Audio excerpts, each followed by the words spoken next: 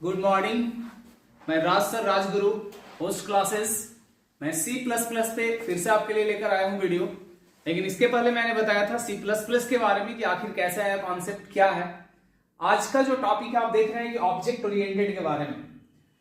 Object oriented के बारे में मैं बता रहा हूं आपको। आप समझना है यहाँ पे ऑब्जेक्ट ओरिएंटेड, तो आप समझना ऑब्जेक्ट क्या होता है। मतलब यहाँ पे जो प्रोग्रामिंग करते हैं वो ऑब्जेक्ट से रिलेटेड करते हैं। ऑब्जेक्ट से रिलेटेड का मतलब, कोई एग्जांपल लेते हैं। ऑब्जेक्ट हम किसी वस्तु को भी कर सकते हैं, जैसे कोई भी वस्तु जिसको हम टच कर रहे हैं। अगर हम कार की बात करते हैं तो उसमें ऑलरेडी ऑब्जेक्ट होते हैं। जैसे उसका ब्रेक एक ऑब्जेक्ट आ गया, व्हील ऑब्जेक्ट आ गया, तो ये ऑब्जेक्ट ओरिएंटेड है। इससे बेनिफिट क्या होता है कि किसी भी प्रोग्राम को हम स्मॉल पार्ट में बांटते हैं। ऑब्जेक्ट ओरिएंटेड, जिस प्रोग्रामिंग के थ्रू ऑब्जेक्ट ओरिएंटेड का कॉन्सेप्ट लगता है उसको हम क्या करते हैं, स्मॉल पार्ट में डिवाइड करते हैं। और उसके बाद स्मॉल पार्ट में डिवाइड करने के बाद हम दोबारा उसका कोडिंग करते हैं। उससे बेनिफिट क्या होता है कि सपोज आप बड़ा प्रोग्राम कर रहे हो और स्मॉल पार्ट में बटा हुआ है, तो इजीली हम लोग एरर पकड़ लेते हैं कि किस पार्ट में है। इन फ्यूचर भी एरर आता है तो ये समझ में आता है कि किस पार्ट में एरर है। तो यहां पे आप देखेंगे कि ये कुछ नहीं, ये कॉन्सेप्ट है ऑब्जेक्ट ओरिएंटेड, जो कि इंप्लीमेंट होता है डिफरेंट प्रोग्रामिंग पे। जैसे C++ के साथ करते हैं, जावा के साथ करते हैं और बहुत सारे प्रोग्राम के साथ। जैसे यहाँ पे मैंने आपके लिए डेफिनेशन लिखकर इजीली लाया हूं।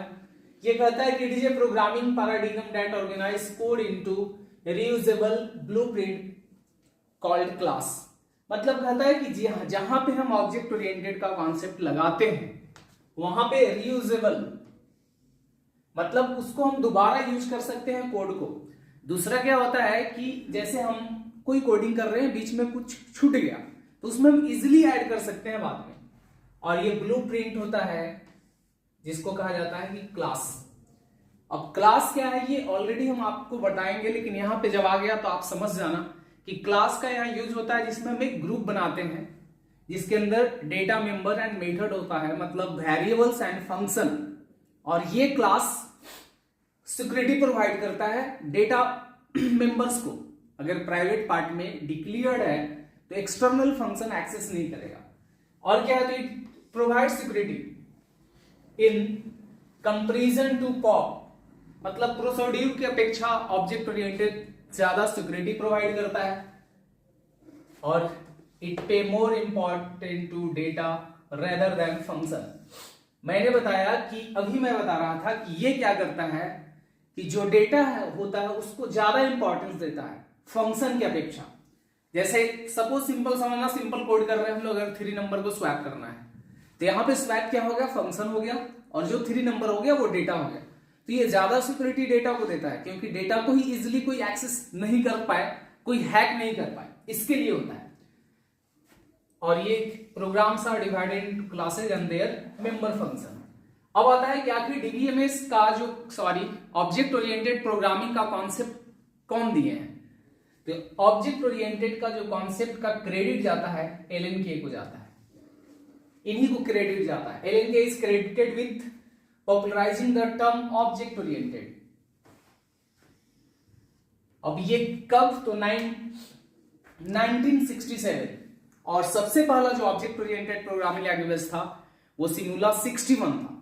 जो the first object oriented programming language was और सिमुला 1, जो कि 1962 में आया।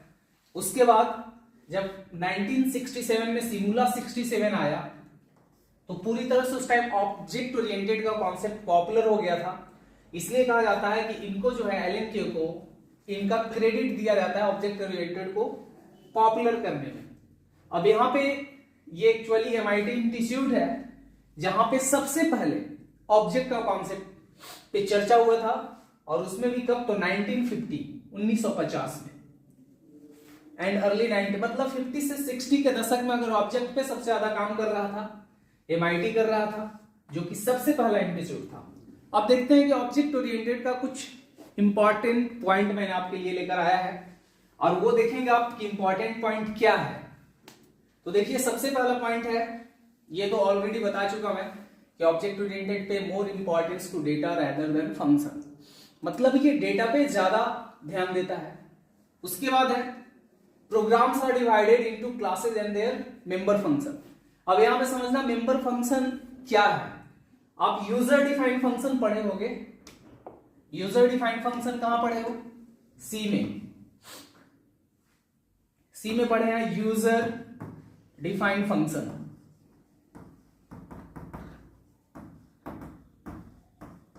ये जो यूजर डिफाइंड फंक्शन है इसी को कह रहा है मेंबर फंक्शन। जब यूजर डिफाइंड फंक्शन को हम क्लास के बॉडी के अंदर लिख देंगे तो मेंबर फंक्शन या मेथड में बदल जाता है। तो वही कहता है कि प्रोग्राम्स को क्लासेज और मेंबर फंक्शन में डिवाइड करता है। अब इसके बाद हम देखते हैं कि नेक्स्ट पॉइंट और क्या कहता है इसका, object oriented follow a bottom up approach. ये बॉटम अप अप्रोच आप सुन रहे होगे हमेशा, इस पे थोड़ा सा ध्यान देना। मैं समझाने का कोशिश कर रहा हूं कि ये क्या है और बहुत इजीली आप समझेंगे। ये बॉटम अप कहा जाता है कि किसी भी काम को जब हम क्या करते हैं उसके छोटे छोटे पार्टों में बांटते हैं। जैसे कोई प्रॉब्लम है उसके छोटे छोटे पार्ट में बांट लिए और उसके बाद सोल्व किए। जैसे कोई एक टास्क है, इसको हम 3-4 पार्ट में बांटे, उसको सोल्व किए, फिर एक में मिला दिए। तो इस अप्रोच को कहा जाता है बॉटम अप अप्रोच। तो जहां पे ऑब्जेक्ट ओरिएंटेड का कॉन्सेप्ट लगता है तो प्रोग्राम क्या होता है, मेथड्स में बटे हुए होते हैं, क्लासेस में बटा हुआ होता है, ये स्मॉल पार्ट में उसको सोल्व करते हैं, जब मिलता है तो वो हो गया बॉटम अप अप्रोच। ये हमेशा मिलेगा ऑब्जेक्ट ओरिएंटेड में, इसीलिए मैंने समझाया। आप सर्च भी मारोगे लिखना हिंदी में या इंग्लिश सर्च करना होगा कि बॉटम अप अप्रोच का मतलब क्या होता है। गूगल में भी सर्च करोगे तो इजीली आराम से समझाएगा। यहां पे new data item and function can be comfortably added, इसी को कहा जाता है रीयूजेबिलिटी। जैसे बाय द वे हम कोई कोडिंग कर रहे हैं, अब क्या होता है कि हमें कुछ ऐड करना चाहिए था, हमने कोई डेटा कोडिंग किया, इसमें सपोज हम वेरिएबल ले लिए इंट एक्स और वाई। आगे चलने के बाद हमें लगा कि नहीं इसमें और मेथड चाहिए था क्लास में और वेरिएबल चाहिए था। ये कोई जरूरी नहीं है इसको एडिट करना क्लास में आकर, हम वहीं पे चाहेंगे तो एक क्लास ड्राइव कर ऐड कर लेंगे उसमें नए मेथड को। वही कहता है कि new data items and function, मतलब नए वेरिएबल को, नए फंक्शन को हम लोग क्या करते हैं कंफर्टेबली ऐड कर लेते हैं जब चाहते हैं तब। और ये ऑलरेडी इनहेरिटेंस के थ्रू भी होता है, क्लास से हम लोग ड्राइव करते हैं और उसके अंदर जो मेथड डालोगे तो समझो कि वो मेथड और डेटा उसी क्लास का है, क्योंकि वो एक्सेस करता है उस क्लास को। इसके बाद मैं समझ रहा हूं कि इजीली समझ में आ रहा होगा, डेटा इज प्राइवेट। जैसे देखना आप सी में पढ़ा स्ट्रक्ट, इसको समझने की कोशिश करोगे आप। सी में हम लोग पढ़े हैं स्ट्रक्ट। अब ये स्ट्रक्ट क्या होता है, स्ट्रक्ट एबीसी जैसे सपोज नाम दे दिया। देखना एक सिंपल वेरिएबल अभी मैंने लिया था इंट एक्स वेरिएबल, इसका क्या है कि एक बार में एक ही वैल्यू को स्टोर करेगा इंटीजर टाइप का। जैसे ही दूसरा वैल्यू आएगा फर्स्ट वाले को डिलीट कर देगा, तब एरे का कॉन्सेप्ट आएगा। सपोज मैं किया इंट के 10, अब ये क्या करेगा एक से ज्यादा वैल्यू को स्टोर करेगा, बट वो सेम टाइप का स्टोर करता है सी में, इंटीजर टाइप का। लेकिन स्ट्रक्ट का यूज करके जो हम स्ट्रक्ट वेरिएबल बनाते हैं वो एक बार में एक से ज्यादा वैल्यू को स्टोर करता है और डिफरेंट टाइप का स्टोर करता है। जैसे इसके बॉडी में हम लोग लिखते हैं int x, suppose float y, एक नेम के लिए कैर ले लिए एन। अब ये वेरिएबल अगर बनता है यहां पे स्ट्रक्ट एबीसी, सपोज एम से बना हो। अब क्या है कि एम नाम का एक वेरिएबल हो गया स्ट्रक्ट टाइप का, जिसके अंदर हम इंटीजर, फ्लोट और कैरेक्टर तीनों वैल्यू को स्टोर कर सकते हैं। लेकिन इसके अंदर हम फंक्शन नहीं बना सकते क्योंकि यही स्ट्रक्चर के आगे क्लास हो गया है। और ये जो बाय डिफॉल्ट है ना वेरिएबल पब्लिक है, क्योंकि इस वेरिएबल का यूज स्ट्रक्ट के बाहर वाले फंक्शन भी कर लेते हैं। लेकिन क्लास में क्या होता है कि डेटा को प्राइवेट, इस बॉडी को हम लोग क्या करते हैं क्लास में बांट देते हैं। सपोज यहां पे क्लास लिख दिए, अब यहां पे हो गया बाय डिफॉल्ट ये प्राइवेट। अब ये एक्स वाई और एन को इसी का मेंबर फंक्शन एक्सेस करेगा जो कि पब्लिक टाइप का होगा। तो इसलिए कहा जाता है कि data is private and prevented from accessing external function. यहां पे एक्सटर्नल फंक्शन डेटा को एक्सेस नहीं कर सकता है। तो इसीलिए ये क्या करता है, सिक्योरिटी भी ज्यादा प्रोवाइड करता है।